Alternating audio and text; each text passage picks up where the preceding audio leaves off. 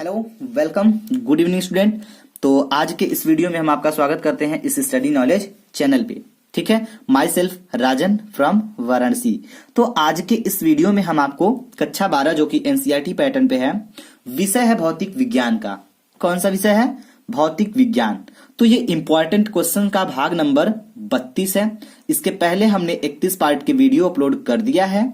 अगर आप नहीं देखे हो तो उसको देख लीजिएगा, उसका लिंक आपको डिस्क्रिप्शन बॉक्स में मिल जाएगा। ठीक है, तो इसके पहले वाले क्वेश्चन में हमने आपको काफी टॉपिक क्लियर कर दिया है। तो आज के इस वीडियो में हम आपको वो क्वेश्चन बताएंगे। तो आइए देर नहीं करते हैं, हम स्टार्ट करते हैं। ठीक है, जो कि बहुत ही इंपॉर्टेंट क्वेश्चन है, हमेशा ये आपको बोर्ड एग्जाम में पूछे जाते हैं। ठीक है, चलिए तो ध्यान दीजिएगा। तो आज हम क्वेश्चन नंबर 15 के आगे बताना प्रारंभ करेंगे। इसके पहले हमने 14 क्वेश्चन बता दिया है।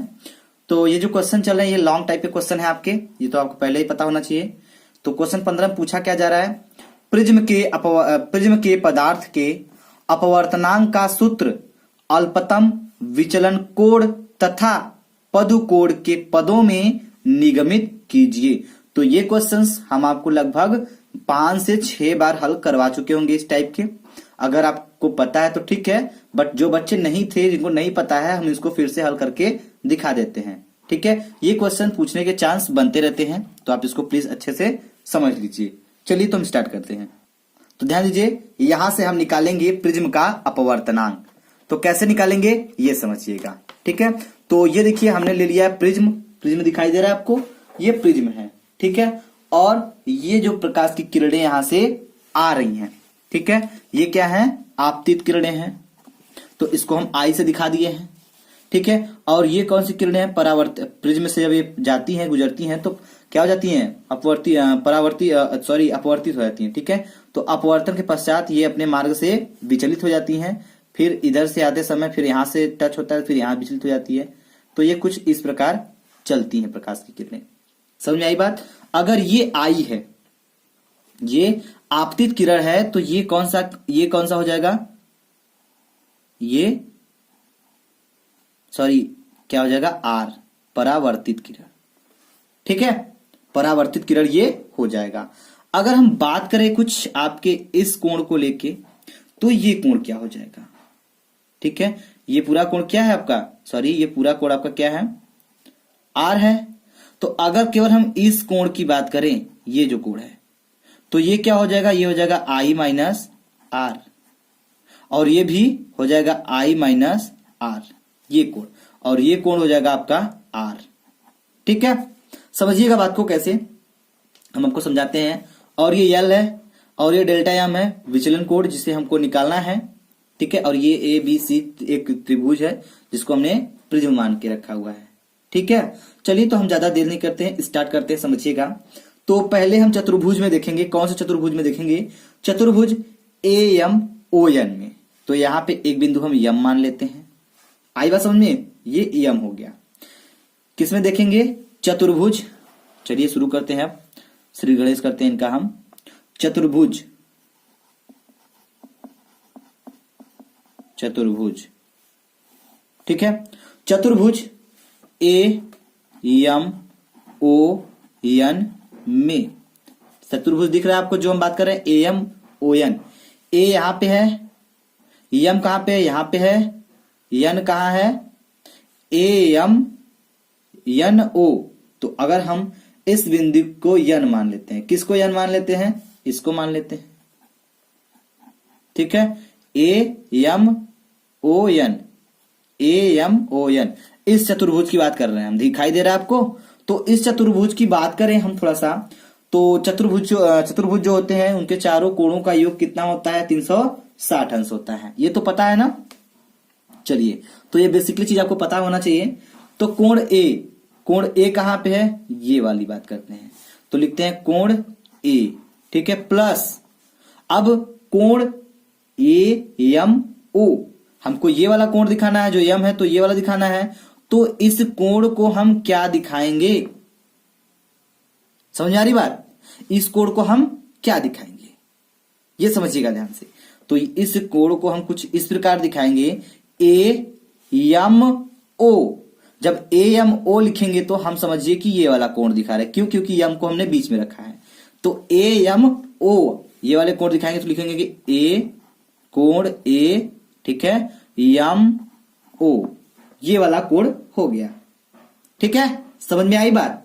अब देखिए प्लस, अब ले लेते हैं एक कोण और, ठीक है, चारों कोणों का योग बताना है।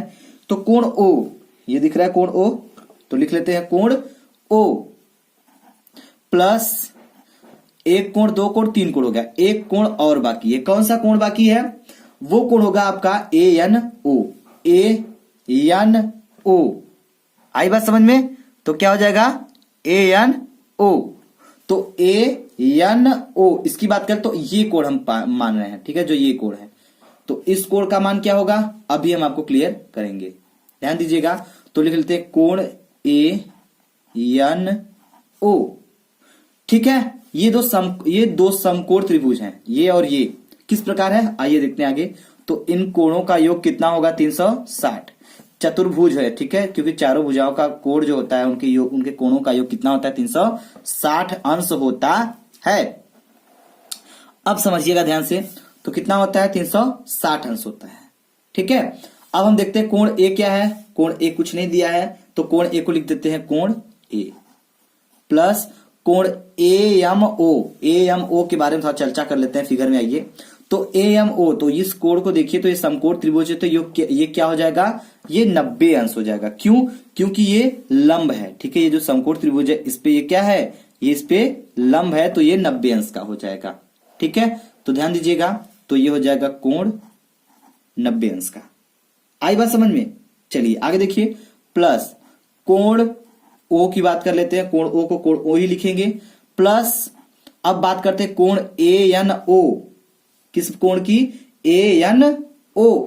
तो कोण ए एन ओ को देखा जाए तो ए एन ओ, इसी कोण की बात हो रही है, तो ये भी क्या है, समकोण त्रिभुज है, तो ये इस पे लंब है, तो ये कितने अंश का कोण हुआ, 90 अंश का। तो इसको लिखेंगे 90 इज इक्वल टू 360 लिख देते हैं, ठीक है।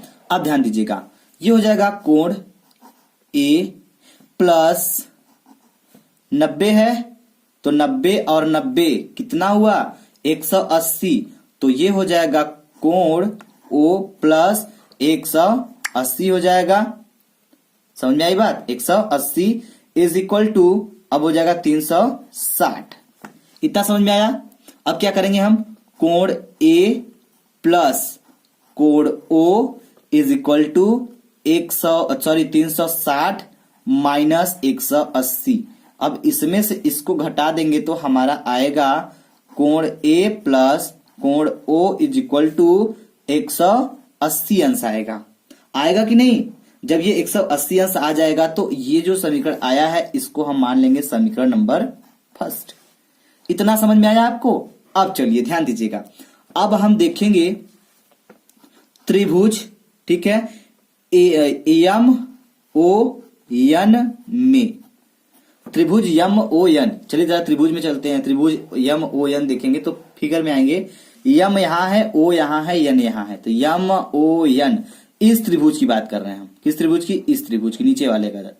तो इस त्रिभुज में बात करें तो ये कोण क्या है, क्या है, आर है, और ये कोण क्या है, आर है, और ये कोण क्या है, ये कोण ओ है, ठीक है।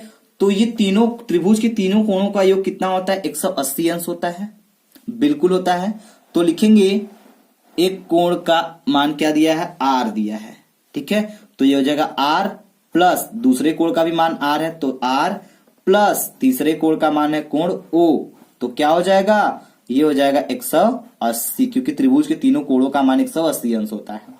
तो आर आर 2r, 2r हो गया, 2r प्लस कोण O बराबर 180।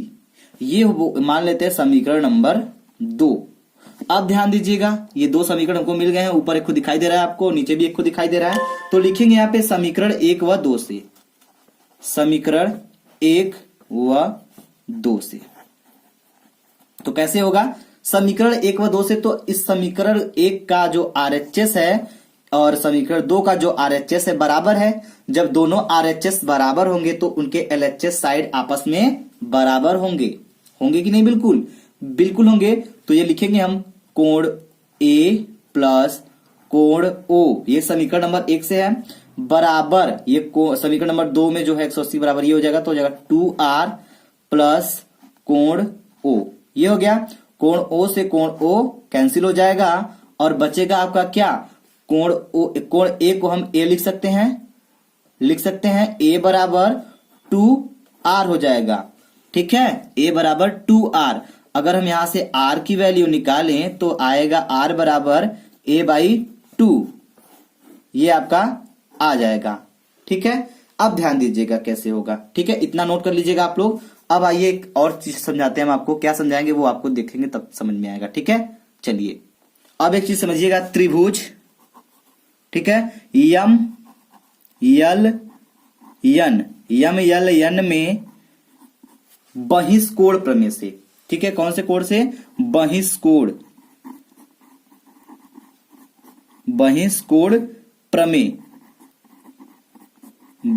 प्रमेय से। और आपको पता होगा कि बहिष्कोण प्रमेय क्या होता है। तो पहले फिगर में चलेंगे तो हम खोजेंगे कि हमारा पहले त्रिभुज यम यल यन क्या होता है। चल के जरा खोजते हैं फिगर में। जैसे कि आप लोग भी जाएंगे एग्जाम देने तो पहले आप लोग अपना रोल नंबर खोजेंगे कि हमको बैठना कहाँ है, तो फिर उसके बाद बैठेंगे। तो हम इनको जरा फिगर में चल के खोजते हैं कि ये त्रिभुज कहाँ पे है। तो आइए फिगर देखिए। तो इस त्रिभुज की बात करें तो यम ये है और यल ये है और यन ये है। यम यल यन, इस ऊपर वाले त्रिभुज की बात हो रही है। अब समझ में आ रहा है, त्रिभुज के ऊपर वाली बात हो रही है। तो इसको कैसे करेंगे ध्यान दीजिएगा। बहिष्कोण प्रमेय होता क्या है हम आपको फिगरली यहां पे समझा देते हैं। मान लीजिए ये कोई त्रिभुज है, ठीक है, ये कोई त्रिभुज है और इस त्रिभुज का मान इस कोण का मान और इस कोण का मान, इन दोनों के कोण का जो योग होता है वह इसके बराबर होता है। यही होता है बहिष्कोण का नियम। अब बहिष्कोण का प्रमेय का नियम होता है, ठीक है। अगर ये मान लीजिए 5 है और ये भी 5 है तो इनका योग कितना होगा, 10 होगा। तो जब ये 10 होगा तो ये इसके बराबर होगा, तो ये भी क्या होगा, 10 होगा, ठीक है। इन दोनों का योग इसके बराबर होता है, बस इतना जानिए बहिष्कोण का नियम। तो त्रिभुज हमको कौन सा देखना है, यम यल यन। ऊपर वाले त्रिभुज में बात करें तो इस कोण का मान और इस कोण का मान जब हम योग करेंगे तो इसके बराबर होगा। ये क्या है, इसको हम माने हैं डेल्टा यम, ठीक है। क्या माने, डेल्टा यम माने हैं। तो लिखेंगे क्या, एक कोण ये है एक कोण ये है, दोनों बराबर हैं तो इसको लिख लेते हैं। चलिए तो हो जाएगा I minus R plus I minus R is equal to delta यम। समझ आ रही बात नहीं, बहिष्कोण से समझेंगे आप तो समझ जाएंगे।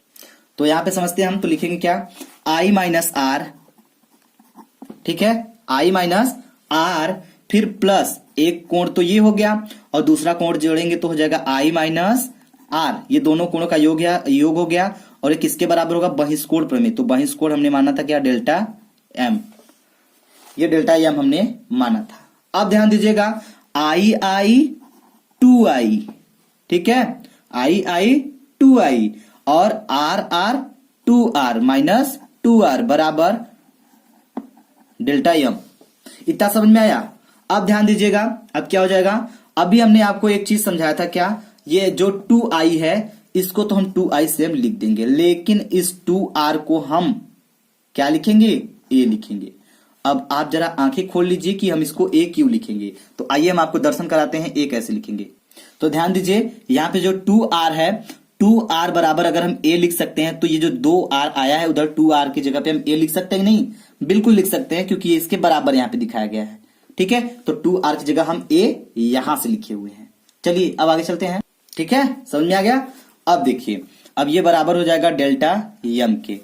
अब हम क्या करेंगे, अब हम यहां पे 2I छोड़ेंगे और इज इक्वल टू, ये डेल्टा यम है तो डेल्टा यम लिखेंगे और इस A को हम उधर ले चलते हैं। उधर ले जाएंगे तो क्या हो जाएगा, इधर माइनस है और इधर आके प्लस हो जाएगा, तो ये हो जाएगा प्लस A।